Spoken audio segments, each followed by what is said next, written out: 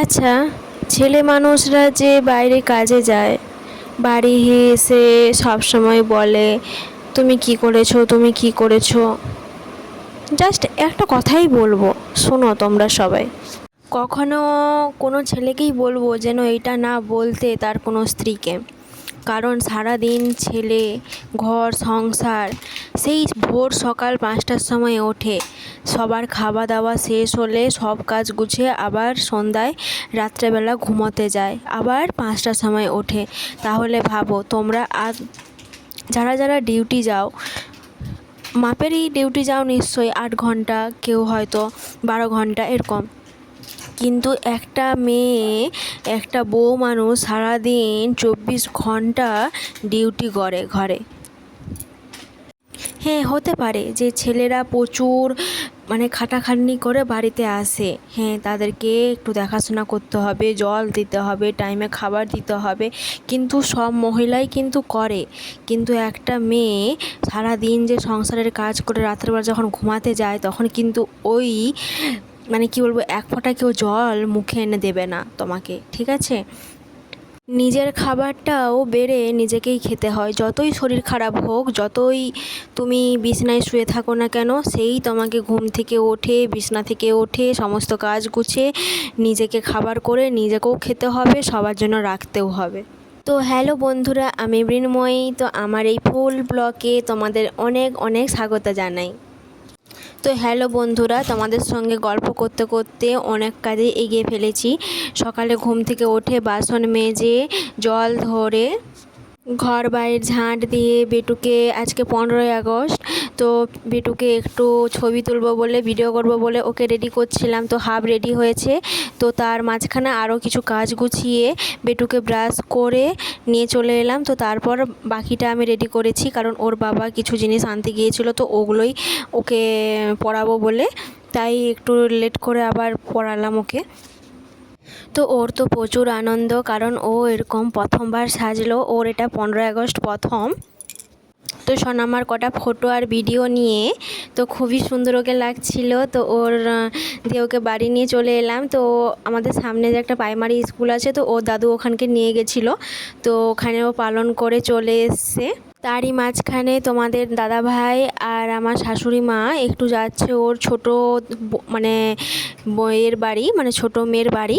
তো আসলে শাশুড়ি মার শরীরটা ভালো নেই, তাই ডাক্তার দেখাতে যাচ্ছে ওখানকে। তো তোমাদের দাদা ভাই যে নিয়ে গেল হাফ রাস্তা, তো হাফ রাস্তা জামাইবু এসে নিয়ে যাবে। তো চলো, তো এই যে বেটুও চলে এসছে। তো বেটুকে আবার ও একটা ওকে দুটো কেক দিয়েছে, তো ও ওটাই খাবে বলে জেদ করছিল, তো ওকে খাইয়ে দিলাম ঝটপট করে। তারপর আমি ভাত বসিয়ে আনাজ কুটে তো এদিকে রান্নাও বসিয়ে দিয়েছি। তো আজকে হবে একটা সবজি করব, মাছ ভাজবো, ডাল করব আর ভাত। তো দেখি এদিকে আমি রাঁধছি, আর এদিকে যে কি করছে দেখো সোনামা আর তোমাদের দাদা ভাই। তো ও আজকে একটু তোর জিনিসগুলো গুছাচ্ছিল। তো এই দেখো ওর কতগুলো প্যান্ট দেখেছো, শুধু জিন্সেরই প্যান্ট দেখে যাও কতগুলো। তো থাকো, আর আমার এই যে শাড়িগুলো দেখে নাও একটু। তো একদম স্টক ভর্তি আছে। তো আমাকে শাড়ি পরতে তো একদমই ভালো লাগে না, তাও মাঝে সাঝে একবার দুবার পরি। তো আজকে রান্না আমি ওরই মাঝখানে আমার কমপ্লিট হয়ে গেছে। তো তো আমাদেরকে আগেই বললাম, তো আজকে ভাত, ডাল, চচ্চড়ি আর মাছ ভাজা করেছি। তো এই যে এই পতাকাটা তোমাদের দাদাভাই গাড়িয়ে লাগাবে, তো এই যে গাড়িয়ে লাগাচ্ছে। তো তোমাদের দাদাভাই এদিকে গাড়িয়ে পতাকা লাগাচ্ছে, আর ওদিকে বেটু দেখো কি করছে, প্রচুর দুষ্টুমি করে, সারা দিনটা প্রচুর দুষ্টুমি করে। এই যে লাগানো কমপ্লিট, আমার সোনামা এই যে বেরিয়ে চলে যাচ্ছে। তো ওকে স্নান আজকে তাড়াতাড়ি করে দিয়েছিলাম। তো এই যে ভাত খাচ্ছে ও আজকে নিজের হাতে, তো তাও মাঝখানে মাঝখানে আমি ওকে খাইয়ে দিচ্ছি।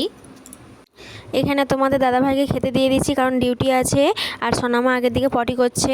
তো এই যে তোমাদের দাদাভাই খাওয়া হয়ে গেছে, তো এখন এই যে ডিউটি বেরিয়ে গেল। আর আমি আর বেটু এই দেখো আজকে প্রচণ্ড গরম, তার মাঝখানে আমি যতগুলো বাসন ছিল সব ধুয়ে নিয়ে এসে এই যে গুছিয়ে দিলাম সব কিছুই। আর এদিকে একটু সোনামার পায়ে একটু সরষা তেল ঘষে দিয়েছিলাম। তো এখন তো বর্ষাকাল, তো মাটি একটু ভিজা আছে, তাই আমিও নিজে একটু পায়ে সরষা তেল নিয়ে নিলাম আর বেটুকেও দিয়ে দিয়েছিলাম। তো আমরা ঘুমিয়ে পড়েছিলাম, তো ঘুম থেকে উঠে পড়েছি। তো আমি একটু আগেই ঘুম থেকে উঠেছি, তো তারপর বেটু ঘুম থেকে উঠে পড়েছে বিকালে। তো ও ঘুম থেকে ওঠার পরে ওকে আমি মাথা আঁচড়ে দিয়েছিলাম। তো ও তো এখনও ঘুম কাটেনি, তো ওই যে এরকম শুয়ে আছে, আদর খাচ্ছে একটু। তো ওর চুল বাঁধতে বাঁধতে এই যে ঘুমিয়ে যাচ্ছে, চুপচাপ শুয়ে আছে, কখন ঘুম ধরে যাচ্ছে তাও ও জেগে আছে মোটামুটি। আমার সোনামার দুষ্টুমি তোমাদের কেমন লাগে অবশ্যই কিন্তু কমেন্ট করে বলবে, কারণ ও তো প্রচুর দুষ্টুমি করে। তো আমি তো সবগুলোই তোমাদের সঙ্গে শেয়ার করি, তো প্লিজ বলবে।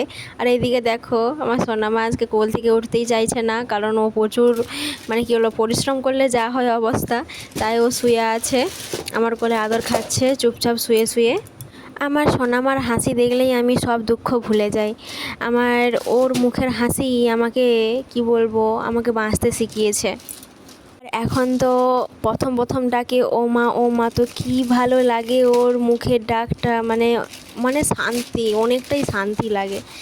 তো ওকে তো করে দিয়েছিলাম। তো ও এখন ওই যে খেলছে নিজে নিজে, যখন তখন আমার কাছে আসছে। তো রাত্রের খাবারটা আমি করে নিচ্ছি, তো রুটি আর আলু ভাজা করব, তাই এই যে করছি। তো ও তো আমি যেখানেই যা করি ও তো সেখানেই থাকে। তো এই যে আমি আনাজ কুটতেছি, ওখানে ছিল তো ঝুনে দিয়েছিল, তো ছটফট আমি রুটি আর আলু ভাজাটা করে নিই, ঠিক আছে। তো চলো, আমার রুটি আর আলু ভাজা কমপ্লিট। এই দেখো রাতের খাবার আমার এগুলো, তো আমার হয়ে গেছে আজকে রাতের খাবার। তো হ্যালো বন্ধুরা, তো এই যে আমি কাজল পরেছি, আমাকে পুরো বিড়াল বাচ্চার মতো লাগতেছে। আর কি করব, কাজল পরলেই আমার এই অবস্থা হয় আর কি। তো আমার ভিডিও কেমন লাগলো অবশ্যই কমেন্ট করে জানাবে। আর যারা নতুন দেখছো তারা প্লিজ ফেসবুক থেকে ফলো আর মানে ইউটিউব থেকে সাবস্ক্রাইব করে দেবে। আর কি বলবো, সবাইকে আমার পাশে থাকার জন্য অনেক অনেক ধন্যবাদ। আর যারা এখন আমার পাশে থাকোনি তাদেরকে বলবো যে আমার পাশে থাকার জন্য, আমাকে একটু সাপোর্ট করার জন্য। তো আজকে আমার এই ব্লগটা আমি এখানেই শেষ করছি। কালকে আবার নতুন একটা দুষ্টুমি, হাসি, কান্না সব রকম মিলেমিশে আবার একটা ব্লগ নিয়ে চলে আসবো। তো সবাই ভালো থাকবে, সুস্থ থাকবে, সাবধানে থাকবে। তো আজকের মতো টাটা, গুড নাইট। আমার অনেক অনেক অনেক ভালোবাসা নিও সবাই, ঠিক আছে।